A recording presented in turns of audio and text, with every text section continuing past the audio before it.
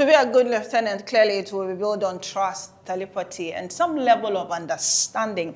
Here on Beyond the Whistle today, we are going to speak with one man who began as a goalkeeper and in 2021 began a new life with who will become one of the men that he's worked with over the very longest of time, and they happen to be here with the senior national team, the Black Stars of Ghana, once again leading our beloved Stars to the 5th Mundial, and we are hoping to be able to give us a lasting statement and something to always remember. Roger Desai is our guest today. One time a goalkeeper, clearly we might have to talk about that department as well and how maybe he is going to individually help us better it as we venture the world and make sure Ghana does stand up to be counted. I'm doing this with Monica Bukari, myself, Abigail Sana Susu. Will be back after this to speak with our guest. Charlie, you sure say the guys they will come? Oh, definitely. They should be on their way coming. Guys, I hear say some alcoholic drink come. Wait, nice one. Did they call Jojo? Are you referring to Jojo carbonated vodka flavored alcoholic drink? guys, it be smooth. Please, what can I offer you? Jojo carbonated vodka flavored alcoholic drink. You get taste, wow. Introducing Jojo Carbonated Vodka Flavored Alcoholic Drink, crafted for moments shared responsibly. To good company. So good company. With every sip, experience the essence of craftsmanship. Grab a bottle and feel the bold taste of Jojo Carbonated Vodka Flavored Alcoholic Drink. Drink responsibly. Not for sale to persons under 18 years of age. Not recommended for pregnant women and lactating mothers. Don't drink and drive. This advert is FDA approved.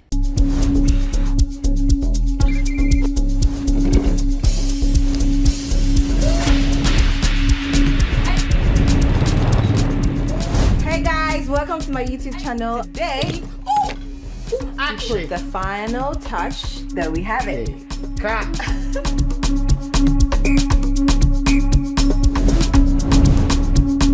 Don't forget to like, comment, share, and subscribe. Take 5 minutes, guys.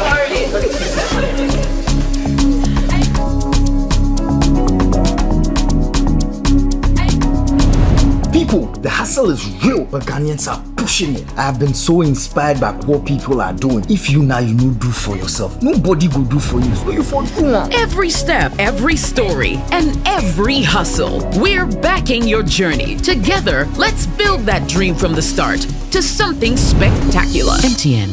Welcome to Malcolm, where shopping is a musical experience for all generations. Granny's Let's Roll It Back. Malcolm got now we here for you. Malcolm's got it all for me and you. Life made so easy, easy, lemon squeezy, shopping made easy. Sometimes money day, sometimes some way out of pocket. Malcolm's easy. The price is right. The price is right. The price is nice. The price is nice. Fresh with the vibes, unbeatable. Do the price they fight. Do the price they fight. Your number one stop shop, number one. Your number one stop shop, Malcolm. Malcolm got now we there for you. Malcolm's got it all for me and you. No matter the generation you belong to, Malcolm is where Ghana shops. Bring back home the experience. Bring home the experience.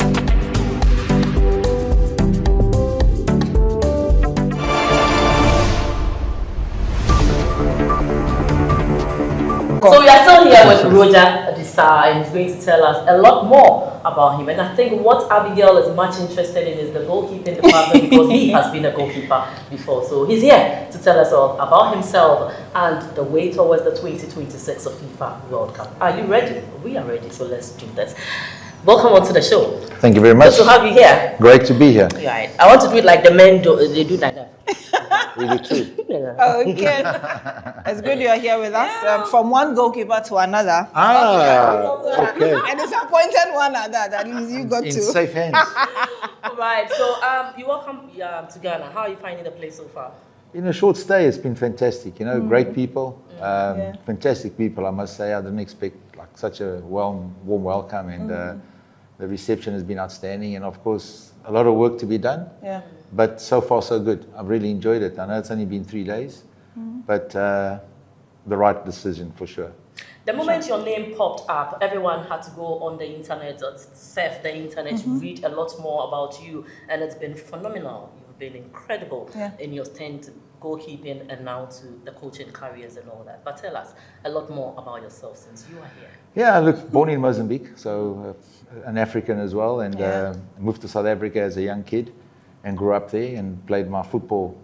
Most of my football I played in South Africa, and I had the fortune of beating Ghana in '96 in the African Cup of Nations, and that was one of the highlights of my national career. Okay. And we went on to win that for South Africa, and then after that, it was playing a bit more, and then I got into coaching very early. My transition from player to coach was from one day to the next. Okay. Like a And smooth one. it was very easy, and I was very fortunate.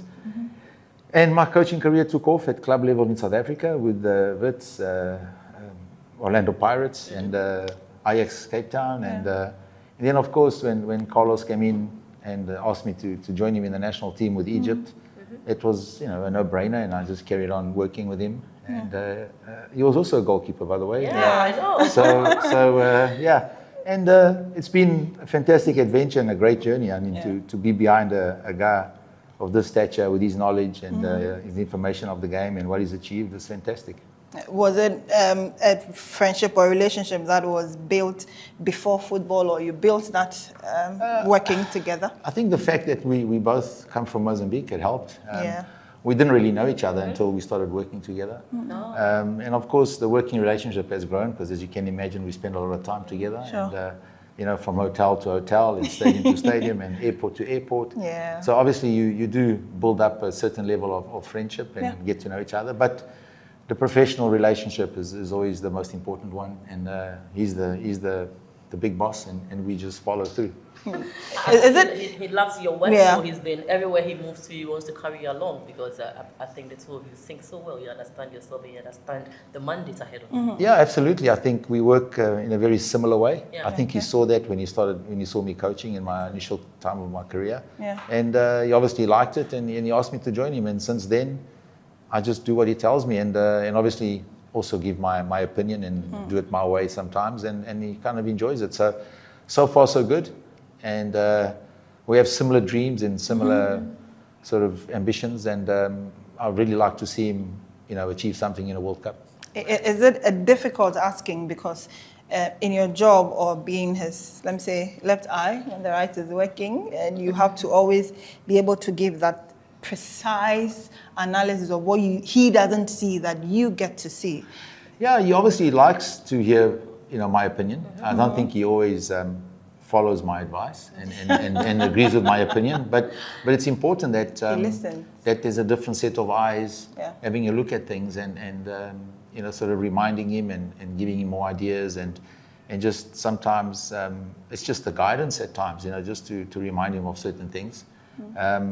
And also a lot of times it's just to back his decision, that's the other side of it. But two sets of eyes is better than one. And he's the kind of guy that he listens to everybody in his staff, not just me. And obviously I get a lot of information from my staff, and then I pass it on to him. What I believe is relative, and he takes it on. And I think it's the professional way to do it. It's one voice, which is his voice, but it's a lot of information from the analysts, from the assistant coaches, and everybody else that's got some input.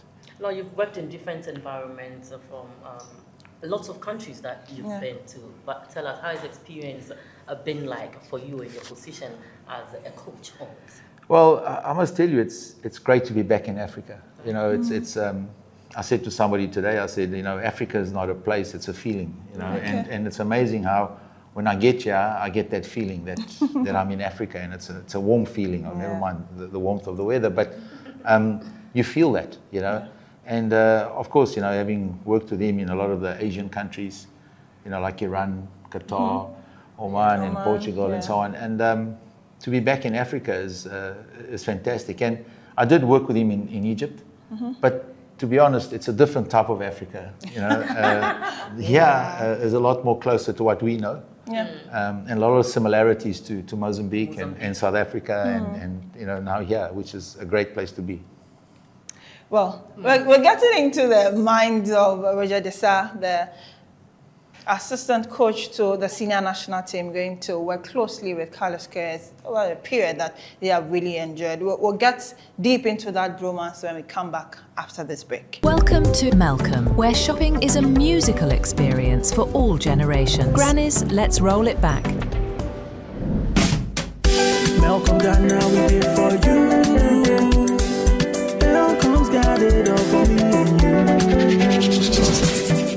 Life made so easy, easy, lemon squeezy, shopping made easy. Sometimes money day, sometimes some way out of pocket. Malcolm's easy. The price is right. The price is right. The price is nice. The price is nice. Fresh with the vibes, unbeatable. Do the price they fight. Do the price they fight. Your number one stop shop, number one. Your number one stop shop, Malcolm. Malcolm got now we there for you. Malcolm's got it all for me and you. No matter the generation you belong to, Malcolm is where Ghana shops. Bring home the experience.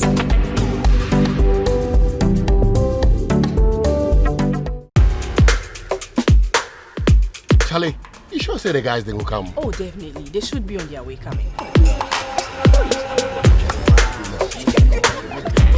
Guys, I hear say some alcoholic drink come. Wey nice one. They call Jojo. Are you referring to Jojo carbonated vodka flavored alcoholic drink? Guys, it be smooth.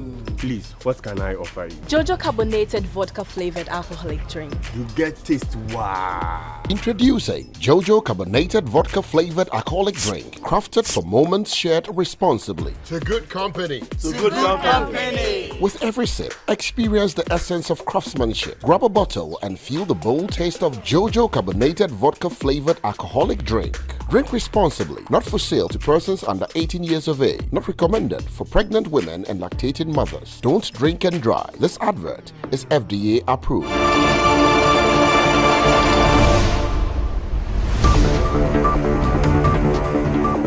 Welcome back here on to Beyond the Whistle. We still have Roger Desai in our midst here, telling us a lot more about how it all began for him. Especially, my interest is in the goalkeeping. He's a goalkeeper, once a goalkeeper. The coach also, Carlos, was once a goalkeeper. He's here to tell us a lot more when it comes to being called up to come and assist Carlos Queiroz and this mandate ahead of the 2026 FIFA World Cup. We're still here with you. But tell us, you said you have returned to Africa and you are delighted to be here because we have a lot of similarities with Mozambique. Good to have you. But tell us, when that call came for you to come and take the mandate or the mantle to support your very own Carlos Queiroz to the World Cup, leading the charges of the Black Stars, once African giants. Yeah, it was an exciting call. I mean, I got the SMS overnight. You know, he texted me as he does at 2, 3 o'clock in the morning. And I wake up early at about 5:30, 6. And when I saw the message, I went, okay. And the first thing I had to do was tell my wife, you know. And but she's become accustomed to it. She just says, when are you leaving? Tomorrow? Or, as usual. You know, as usual. She knows you're on the move. And, you know, it straight away I replied to him. And my reply was pretty simple. I just said, let's go. You didn't have to think twice, given the period of time you have to take the Stars getting there, the expectations. Not at all. It's a World Cup, and it's Ghana. Yeah. And it's Ghana. Is that I think that's enough for any football guy to not have to think about it. Sure. I love that part. You said it's Ghana. So leading the charges to the World Cup, one does not have to think twice because this is the Black Stars of Ghana. Now you are here. Yet to see the main or key players of the Black Stars anyway, but you've seen quite much more with the Black Galaxies and all that. But tell us, how was your first impression about the Black Stars? Because I believe you've watched them in Europe and all that, and you've watched our games as well. Yeah, I've watched a lot of film. You know, a lot of film. It's just video after video, game after game. I now fly out to go, you know, to Rome and Spain and back to Cagliari to go and watch, you know, all the players and the coaches doing the same and other staff members are doing the same. So it's massive. The workload now is just, it's crazy because we're trying to catch up, as you can imagine. And then, of course, having watched the game today, with the matches today that we saw in the training yesterday, for me as an African football sort of lover, the talent is unbelievable. Yeah. It really is. I think you guys don't know what talent you have with limited sort of development structures. Yeah. You guys have so much natural talent. You know, I can only speak for myself in South Africa, where we have talent too, but it's different talent, and we have a lot of facilities, and we don't go forward with our talent. You know, yet here, your Very players, I can see that it's limited, and I understand that, but the talent is unbelievable. I mean, watching the training today, I was going, well, that one, could easily play in my country and play for sure. You know, so it's fantastic. It really is. It's been good, and also meeting John and Dauda today and yesterday. I knew them from South Africa. Dauda was my goalkeeper at Orlando Pirates, and John was a tough opposition member many times.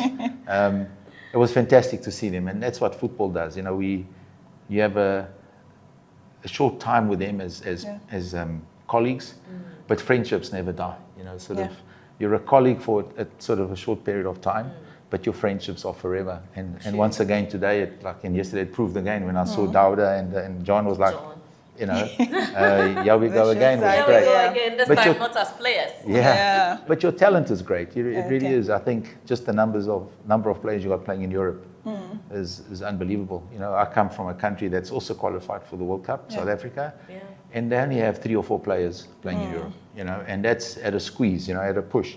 Sure. We're here. Every time I turn the corner, I hear of another one. You know, which is fantastic. You know. Yeah.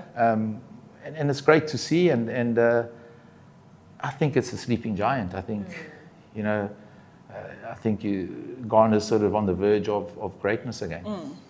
So, given your position as a goalkeeper when you were playing, and you're on these runs with Carlos, and you have to be his assistant, do you always have that itch to at least keep an eye on that department as well?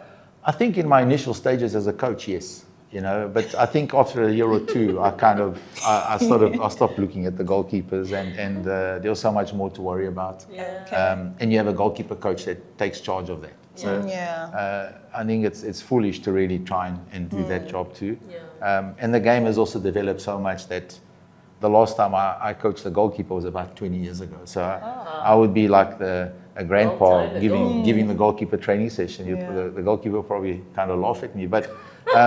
So it's developed, and the goalkeeping coaches have developed as well, and so I kind of look, because obviously it's my area, but I don't pay attention. I'm not critical, and I'm not sort of that much. You know, I think I look at them just like I look at all the other positions. It's throwing some advice. Everyone to do their job and not to interfere in other people's business. Absolutely. Right, but tell us, you are here now. What should Ghanaians expect from you, Roger Disa, as you join the team? My absolute best. I think, you know, in my life, I've never set massive dreams. You saw my CV and my career.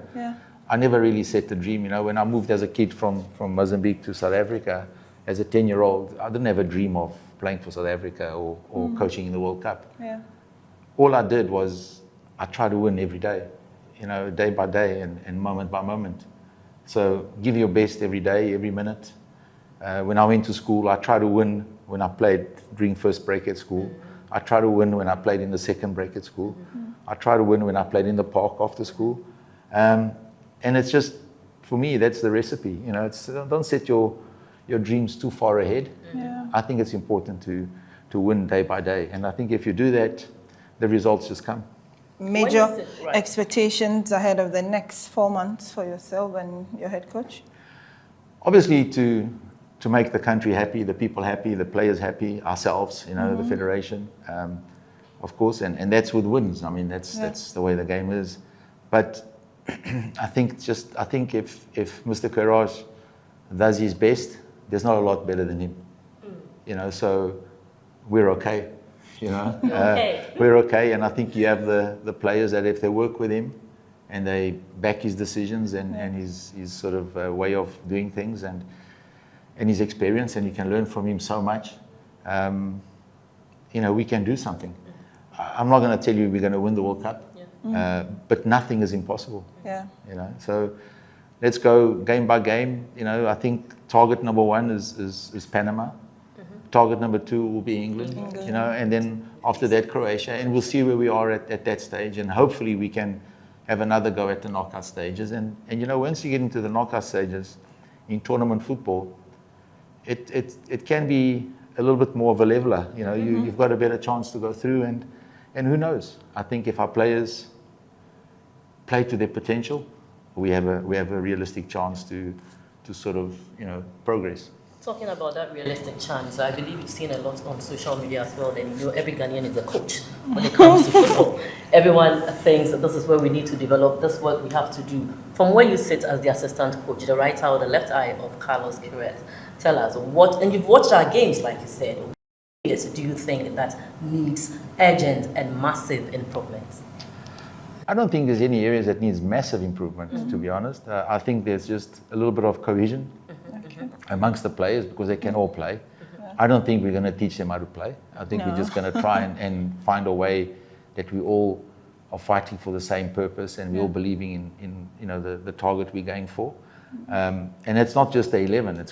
We're going to need all 26 players that are at the World Cup, and the rest of the staff. So that's what we need to do. And having watched the videos, I've seen some very good performances, and then I saw some lackluster sort of moments that cost us a lot of goals and things like that. So, it happens to every team. It happens to every football team in the world. Yeah. I remember Germany getting hammered 6-7-0 in the World Cup, or 8-0, whatever it was in Brazil.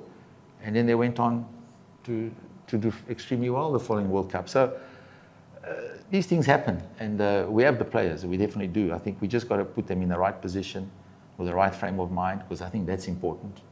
And I don't think we need to motivate them either. I think the players, any player in the world that plays in the World Cup, is ready to roll his sleeves up and have a full go. I think it's a massive motivation, isn't it? I know they're tired from their leagues and their seasons and so on, but I think once we get there and we get them to recover, and we train them the right way, and they put on this jersey. It's a heavy jersey. Yeah. I know that, and we can feel that, because of the nation, and rightly so. But I think the players have got that in them to carry the jersey and be proud. For me, the bit that he spoke about is definitely we need that kind of cohesion to be able to build a team. They are not here to teach them how to play, but definitely just to polish and fine-tune the work they do on the field for ourselves. So we've been speaking to Roger Disa, assistant coach to Carlos Queiroz of the senior national team, the Black Stars. We'll be right back to see how he unwinds when he's not at the touchline. Do stay tuned. Welcome to Malcolm, where shopping is a musical experience for all generations. Granny's Let's Roll It Back. Malcolm got now we did for you. Malcolm's got it all for me and you. Life made so easy, lemon squeezy, shopping made easy. Sometimes money day, sometimes some way out of budget. Malcolm sees it. The price is right. The price is right. The price is nice. The price is nice. Fresh with the vibes, unbeatable. Do the price they fly. Do the price they fly. Your number one stop shop, number one. Your number one stop shop, Malcolm. Malcolm got now we did for you. Malcolm's got it all for me and you. No matter the generation you belong to, Malcolm is where Ghana shops. Bring back home the experience. Bring home the experience.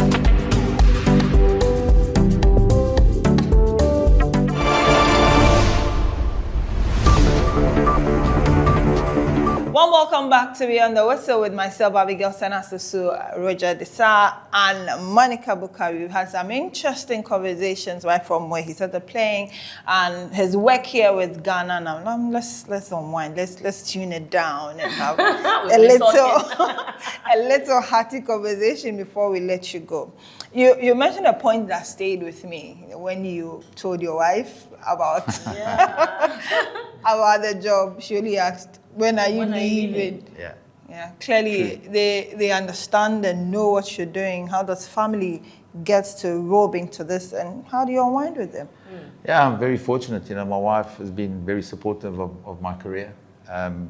she's also got her own career. She's a lawyer and has a high-powered job, and I support her career too. So, you know, she's been very, very supportive, and once again, because that's important, you know, that when you pack your bags and you walk out the door, you know that she's, you know, supporting you and hoping to come and visit you, and don't forget, I want to come to the game and make sure you get me a ticket and this and that. So, which is great. The funny story is, I don't know if I can tell the story, but please do. I had Bryan Adams tickets, which is a musician, a famous musician who sang a lot of songs, and I had tickets for this concert. And when I told her that you know, I was going to take the Ghana job, her first reaction was, so I'm going on my own to the Bryan Adams concert. And I said, no, we have time, you know. I'll be back. I'll go to the Bryan Adams concert because it's only in 2 days' time, and I'll only leave later. So, that's good. you know, but that was the first reaction she had. Oh, you're going with me to Bryan Adams? I said, no, okay, don't worry, I will go with you. But yeah, look, I live in Cape Town. I live in a beautiful city and in a beautiful continent, and I'm very fortunate that home is a great place, and you guys should come visit sometime. It's a really good place to go to. Definitely will. But yeah, so unwinding in Cape Town is a lot of beach, a lot of mountains, good food, good wine. Good you know, the weather is very good. So, you know, I often talk so much about where I come from because I believe it's one of the best cities in the world. Wow. After Accra, of course. Now, I was waiting for that because now you are here, so you need to embrace what we have here. But have you tried any Ghanaian food? Only in the hotel. Which one? You know, Des guided me some rice that he showed me that is very traditional. And then he said to me that when I get back here, we're going to go and have some proper Ghanaian food. And I'm said, you know, I'm all for it. You know, I love food. Have you heard of any of the foods we eat in Ghana? Not really. I read about it a little bit. I try to see what is, you know, what's the traditional meals and so on. And to be honest, I just saw that there's a lot of seafood. There's basically everything, because I think you guys are very lots of soups. I saw a lot of stews and things like that. But listen, I'm Portuguese. I've got Portuguese blood in me, so food is a big part of my life. Any similarities with our food when you read about it? Is there any similarities with what is in Mozambique or? Yeah, the seafood definitely. The seafood, without a question of a doubt, the seafood is always very big in Mozambique. But in South Africa, because we've got both coasts, you know, in Cape Town, the seafood is very good as well, because we get the fish from the warm water and the fish from the cold water. So, you know, our seafood restaurants are usually very good, you know. So, yeah, my wife and I are foodies. We enjoy our food a lot. We cook a lot at home, and you can't really notice because I'm wearing a baggy shirt today. But yeah, it's that's what I do really is enjoy life as much as I can outside of football. Yeah. My children, of course, they're grown up now. They're big, but they're still very much daddy's little kids. Yeah. Okay. So, yeah, I'm pretty laid back. I do a little bit of high rocks. I do high rocks as a fitness exercise. I do a bit of running. Obviously, I do the gym. And, of course, a lot of hikes on the mountains and a little bit of surfing. But when you go back, you have to tell your wife that we said, Ghanaians, we say enough of the seafood. We are going to give her beans and plantain. We'll give her fufu with light soup. We'll give her wache. We'll give her balkon. Everything. She'll come here. She'll come here just for the food. Since she's a foodie, we can be friends. Because some of us really like food. Absolutely. Put it this way: in my kitchen, I have more books in the kitchen than in my office, because she buys cooking books. She got cooking books all over the kitchen. So you always read about something and then you try it. She cooks a lot. She really does. She enjoys the kitchen, and it's nice. Yeah, and I go in the kitchen, but I go to eat. Yeah, she's purely an African, and we love it. But tell us that now you are here. We just a blink of an eye will be at the world's biggest mondial. Yeah. Tell us, what should Ghanaians expect from you? There's a new technical team that has been assembled, and our whole trust is in you, because our Ghanaians love our football, especially our Black Stars. What should we expect from you? I think you can expect a disciplined, cohesive team. You know, all fighting for the same reason. You know, and I think you can expect a group of players giving their best, you know, and I think that's all we can really ask of them, is to go out there and sort of leave everything on the field. You know, we mustn't come back to Ghana with anything left. We got to leave everything in the USA, you know, that we have.